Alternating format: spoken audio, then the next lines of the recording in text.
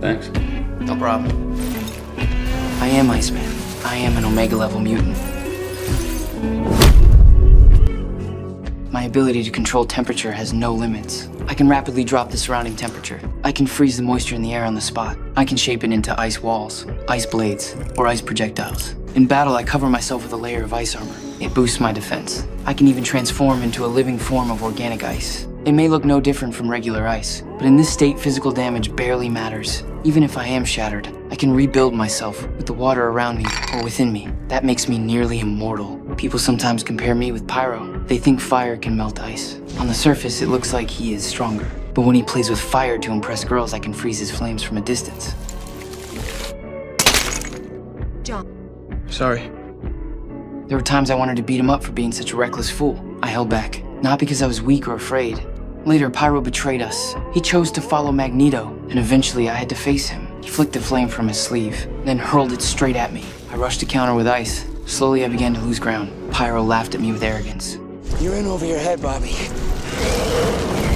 Maybe you should go back to school. This time, I chose not to hold back. I turned my whole body into ice. I grabbed Pyro by both hands. His hands froze instantly, and he stared at me in shock. You never should have left.